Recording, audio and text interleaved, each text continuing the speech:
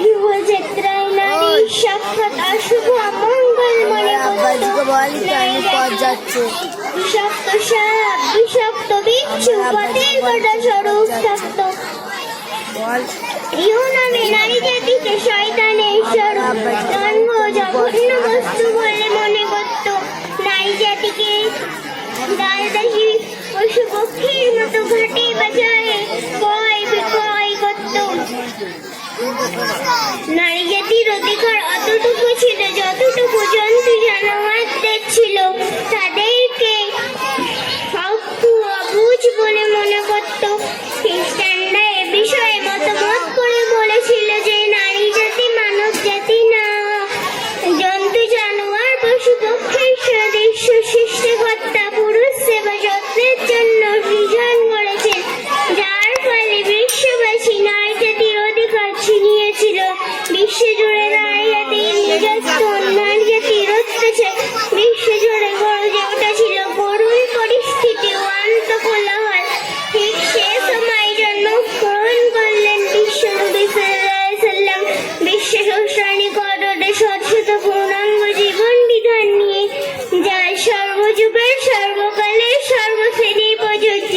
সুতরাং মহান আল্লাহ ঘোষণা করলেন, ইয়া আইয়ুহান নাসু ওয়াকু রাব্বাকুমুল্লাযী মিন নাসিন ওয়াহিদা। অর্থাৎ যেহেতু কেউ কারো প্রভু ও দাসী নয়, নারীকে দাসী হিসাবে মনে করার কারণে কোরআন মজিদ ঘোষণা করলেন, হে বিশ্ব মানব, তোমরা বিশ্ব প্রতিপালককে ভয় করো। নারীকে দাসী হিসাবে মনে করে উচ্চ আসন থেকে নামিয়ে অপবিত্র আসনে প্রয়োগ করো না। তাহলে বন্ধুগণ, প্রমাণ হয় যে নারী ও পুরুষ সমান অধিকারের অধিকারী। আর ইসলাম সর্বকার মর্যাদাবিহীন নারী জাতিকে সুসম্মানিত আসন ফিরিয়ে দিলে। সুতরাং মা বোনের মর্যাদা, স্ত্রীর অধিকার কন্যার প্রাপ্ত হোক। কেননা হাদিস শরীফে বর্ণিত আছে যে একজন ব্যক্তি হুজুর সাল্লাল্লাহু আলাইহি সাল্লামকে জিজ্ঞাসা করলেন, সন্তানের প্রতি পিতামাতার হক ও অধিকার কি? প্রত্যুত্তরে হুজুর সাল্লাল্লাহু আলাইহি সাল্লাম বললেন, তারা উভয় তোমার জন্য জান্নাত অথবা জাহান্নাম। পিতামাতাকে কতটা উচ্চ স্থান দিয়েছেন, তাদের সাথে অশ্লীল অসৎ ব্যবহারই জাহান্নামে। এ বিষয়ে হযরত সাল্লাল্লাহু আলাইহি সাল্লাম দূত মাতা হযরত হালিমা রাদিয়াল্লাহু আনহা জুড়ে পাগলের নিকট উপস্থিত হতে আপন মায়ের মর্যাদা প্রতি কৃতজ্ঞ হয়ে আপন চাদর মুবারক দূত মাতার বসে বিছিয়ে দিলেন। স্বামী যদি স্ত্রীর প্রতি অধিকার রাখে, তাহলে স্ত্রীও স্বামীর প্রতি অধিকার রাখবে।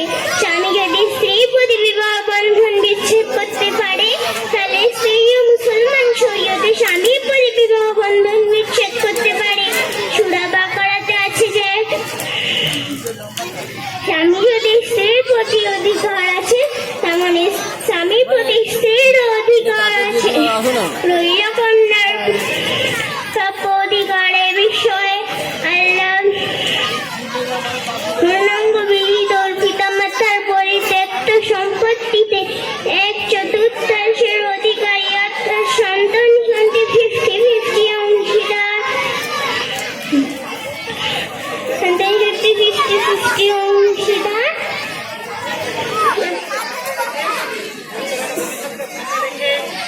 বর্তমান ভবিষ্যৎ